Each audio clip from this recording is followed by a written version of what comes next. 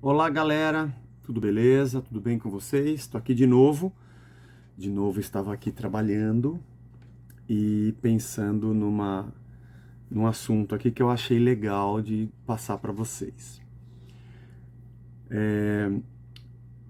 Dentro da narrativa bíblica, nós encontramos, principalmente nas páginas do Antigo Testamento, um dos pecados talvez de maior importância dentro da fé do povo de Deus daquela época, que era a idolatria. A idolatria era comparada à feitiçaria e à prostituição. Feitiçaria porque, de fato, era a crença em qualquer outra coisa, já que existe um único Deus, a fé era em coisas. Seres ou homens ou ideias, mas se só há um Deus, nós cremos nisso, qualquer outra coisa era uma tentativa de se obter uma vantagem sobrenatural a partir de qualquer coisa que não fosse Deus. Se curvavam a falsos deuses e ídolos das nações vizinhas, mas a própria Escritura dizia que o ídolo não é nada. Aliás, Paulo vai dizer que os ídolos não são nada. Mas tiravam exatamente a fé do povo do alvo e o foco principal, que era o próprio Deus. E prostituição, porque foram criados e eram o povo do único Senhor e único Deus sobre toda a terra. E quando os profetas falam sobre a prostituição de Israel, era porque era como se Israel fosse desposada com um noivo. Essa imagem a gente encontra de novo no Evangelho, quando Paulo diz que Jesus é o noivo e a igreja é a noiva. Isso não era diferente no Antigo Testamento. Portanto, quando esse povo se curvava a qualquer outra coisa, porque só há um Deus, qualquer outra ideia, porque só havia uma palavra, eles estavam se prostituindo, como uma mulher que se casa com outro homem era o povo que se curvava diante de qualquer outra coisa que não fosse Deus. No Novo Testamento, isso também era muito forte, não muito claro na história, a gente vê mais, mas havia o culto ao imperador, né? Havia o culto a César. Não era como uma religião, mas era toda uma devoção, que em certo aspecto os herodianos, que a gente encontra nas páginas dos evangelhos, estavam ligados de alguma maneira, os saduceus macumunados de alguma forma, ou seja, essa prostituição e essa idolatria também estava ligado a esse contexto sociocultural, econômico, político. Por que eu estou dizendo isso? Porque muita gente, alguns perguntam e outros só querem ofender a gente, a respeito da discussão que se tem hoje de esquerda-direita, Lula, Bolsonaro, e o que eu penso a respeito disso? E eu digo, eu sou do Evangelho. Aliás, eu ouvi uma pessoa, eu participei do podcast, gente que faz comentários, o cara falando, o Zé é fraco de política porque não quer aderir a nenhum dos dois lados. Outros dizendo, não nesse comentário, mas em outros, é um isentão. E eu falo, caramba, meu. Há pessoas que acreditam na solvência das relações humanas através de uma ideologia econômica, política, social. Toda ideologia gera uma idolatria. Porque as ideologias, elas propõem redenção. Como que o mundo vai ser melhor? Como é que nós vamos ser salvos da pobreza, do mal, do crime, de tudo que a gente vê nessa terra? Como é que Cristo nos direcionou? Vocês vão morrer para esse mundo e vão ser novas criaturas. Vocês vão entender que a vida começa dentro de vocês. E o que vai acontecer para fora de vocês é resultado da redenção que eu promovi na cruz por vocês. Quando qualquer outro tipo de ideia ou qualquer outra coisa me leva a acreditar que a solvência das relações humanas, a resolução das relações humanas numa sociedade, vai acontecer através de uma ideologia qualquer que seja, e que essa ideologia também tem deuses e fiéis militantes, eu estou abraçando uma idolatria. Veja, eu não estou dizendo a você que quando você vai à urna, você não opta. Claro que sim, nós somos cidadãos. E é óbvio que talvez você olhe para o Brasil e diga, caramba, meu, nós tivemos um governo de esquerda que foi corrupto, que só uma desgraça. Meu. Dessa vez, o meu voto vai ser mais para o lado direito. Ou, no nosso caso, no meu caso, que vivi na época da ditadura militar, quando ela acabou, a ideia do Brasil inteiro era, nós temos que ir para qualquer lugar que seja mais à esquerda, porque isso aqui matou gente demais. Mas isso não significa que nós nos devotamos a essas ideias. Porque só se eu for um tolo para achar que as ideias que a direita na vertente que existe no Brasil, ou o liberalismo econômico, que a gente necessita no Brasil, ou o empreendedorismo, ou até mesmo certas posições conservadoras, seriam ineficazes. Claro que não, só se eu for um doido.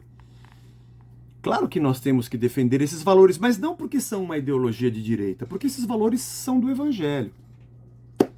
E só se eu fosse um idiota para dizer que tudo o que a esquerda diz, ainda que eu possa não concordar com ela, tem que ser jogado no lixo. Mas o direito humanitário e aquilo que o Estado pode fazer socialmente pelo povo e a defesa dos direitos individuais, eu não posso dizer que tudo isso eu tenho que jogar no lixo. Mas eu sei que nenhum desses dois lados conseguem resolver o ser humano. Porque o ser humano não se resolve com sistemas. Sistemas existem para manter os seres humanos encaixados num comportamento que mantenha a paz e o status de paz de uma sociedade. Bom, os mais conservadores vão achar que tem que ter menos Estado e mais liberação. O mercado e os valores que não sejam governados por um Estado. O mercado é forte, o Estado é fraco. E os da esquerda vão fazer o contrário. O Estado é forte, tudo centralizado, e o mercado é menos. Bom, esse é mais ou menos, estou resumindo aqui muito nesse rápido pensamento que eu vou ter aqui com vocês de 9, 10 minutos. Então, dentro dessa perspectiva, com certeza eu vou encontrar coisas boas dos dois lados, mas eu vou ter absoluta certeza que se eu deixar na mão de um dos dois, isso não vai resolver. Porque de um lado, quem acredita mais que a liberação de um mercado ou que os direitos dos conservadores devem ser praticados ou observados, vão largar a regulamentação disso na mão dos próprios cidadãos. E, obviamente, quem tem mais poder vai conseguir ter supremacia sobre quem tem menos condições. E, por um outro lado, se eu achar que o Estado vai ser o mediador dessa igualdade, ele vai querer achatar quem tem mais e vai querer impulsionar quem tem menos. Mas os dois lados vão criar tensão na sociedade, porque não parte de dentro do ser humano. O único lugar onde rico e pobre, patrão e empregado, servo e senhor, homem e mulher, escravo ou livre, romano ou bárbaro, deixam de lado essas situações para que vivam e convivam em harmonia, é no Evangelho. Fora do Evangelho, vai ter discussão se é romano ou se é grego, se é bárbaro, se é de Chipre ou se é no Mediterrâneo, se ele é escravo ou se ele é livre, se tem o direito de comprá-lo ou de vendê-lo. Se a religião pode ser grega, judaica ou romana. Fora do Evangelho, é só debate. E, obviamente, que todos os lados vão apresentar as suas posições. E eu não posso dizer que, fundamentalmente, todas elas estão erradas, porque todas elas buscam a igualdade e a justiça. A única diferença é que o Evangelho propõe igualdade e justiça de uma forma ampla dentro da sociedade, a partir da transformação do indivíduo. E o indivíduo sendo transformado numa nova criatura é agente do reino. O reino de Deus não é nem direita nem esquerda, ele é o reino de Deus. Ele é o reino do Criador. É daquele que faz o ser humano à sua semelhança, não a semelhança do mercado, da direita ou da esquerda, ou a semelhança, sei lá, do PSDB ou do PT ou do Marx, seja lá de quem for. São outros seres humanos. Portanto, o Evangelho propõe uma mudança interior de caráter, de ética, de consciência, de amor, de justiça, de generosidade. Agora, o que a gente faz a partir disso não dá para ser lido por uma ideologia, porque não dá para enquadrar isso num sistema.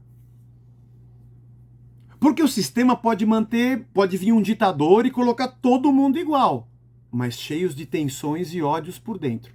Para quem olha por fora, está controlado pela força do dinheiro, pelo poder do exército, por um ditador de esquerda ou por um ditador de direita, tanto faz. Eles são igualmente insuficientes.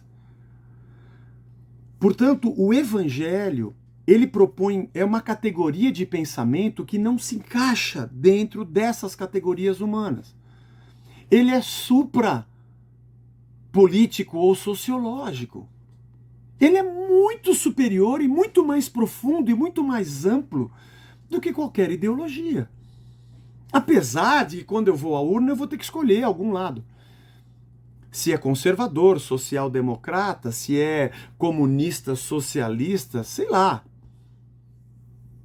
Eu acho que nunca um país vai ser completamente de um único lado, porque existem muitos pensamentos e vertentes dentro de uma nação. E é quase que impossível a regência dela ser unilateral. Sempre vai haver oposição, situação, centro, sempre vai haver debate e discussão. O que você tem é a cosmovisão dominante, é assim que a gente diz, a cosmovisão dominante que é quem harmoniza as diferentes ideias dentro de uma sociedade. E essa harmonização, ela pode tender mais para uma vertente ou para outra, mas ela não vai conseguir ter o domínio completo. Por isso que o cristão, na verdade, é o fiel da balança. O cristão é o verdadeiro profeta da sociedade, não o que adivinha quem vai viajar ou vai trocar de carro. Não é essa a profecia.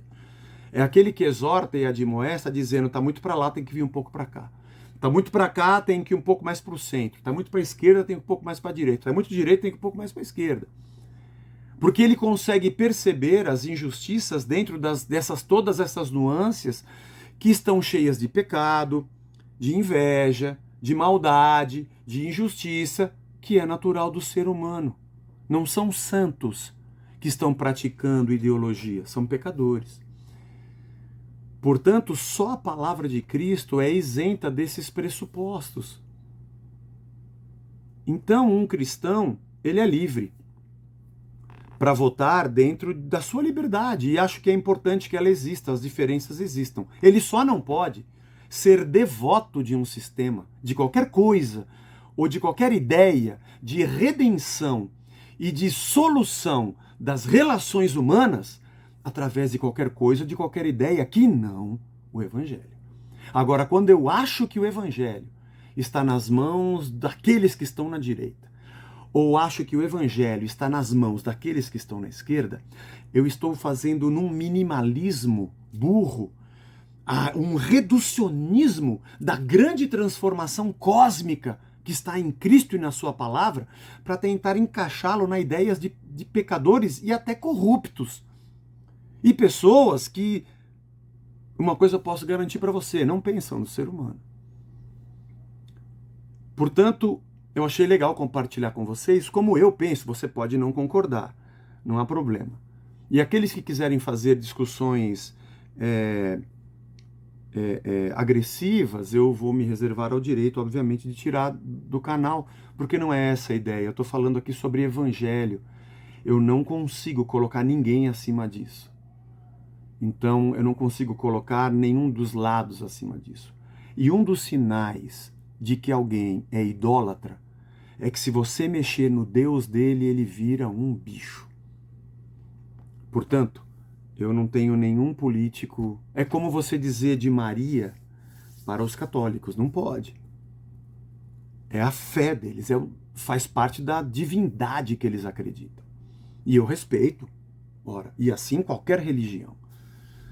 E há pessoas que tornam essas ideologias em idolatrias. Elas são redentivas para eles. Elas vão solucionar o mundo para eles. por isso que a discussão não é só sobre Lula e Bolsonaro, PT ou qualquer outro PSDB, ou qualquer outro partido.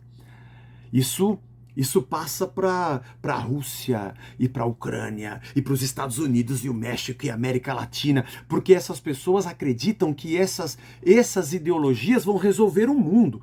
Por isso a substituição da redenção através do Evangelho do Reino para uma redenção através de um sistema socioeconômico político, que são importantes, mas são muito menores porque eles não transformam o indivíduo. Eles conseguem ter gabaritos que cerciam as liberdades de indivíduos, cada um segundo a sua filosofia. Mas nenhum deles consegue transformar o indivíduo para que a sociedade não seja tensa e a justiça seja a natureza. Isso é um salto ontológico. Ideologias não mexem com a ontologia do ser humano, não mexem com o ser e com a essência, apenas com regras externas. Então, quando eu falo de Lula para uns e eles odeiam ou falo mal de alguma atitude do presidente hoje e eles se levantam, é porque eu estou mexendo com o Deus deles. Porque, aliás, eles não ficam assim quando leem heresias e nem pregações heréticas que fogem do Evangelho do Reino. Porque Jesus não é o seu Deus e eles não se importam com isso. Mas se mexer com o verdadeiro Deus, que são coisas e ideias que não o nosso Deus, isso gera um ódio, porque é algo santo, sagrado, como uma religião.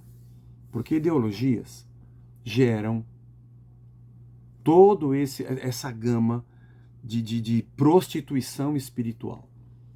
A divinização de polos políticos é uma idolatria.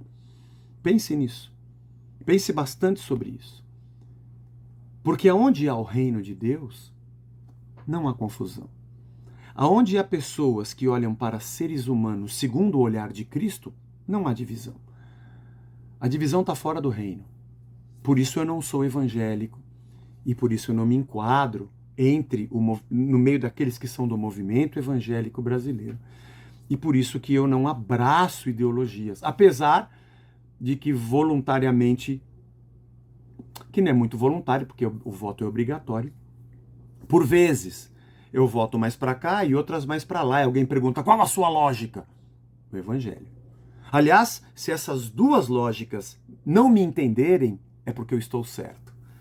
É porque o ser humano, segundo 1 Coríntios capítulo 1, Paulo diz, o cristão, ele não consegue ser discernido pelos homens, mas ele discerne todas as coisas.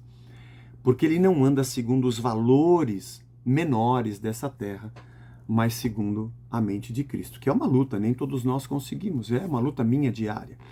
Espero que você lute sempre observando o reino e que ele possa ser para você orientador. Acho que já falei demais, 18 minutos, e aqueles que forem me xingando, eu vou depois excluindo. Um beijo para vocês e até o nosso próximo papo.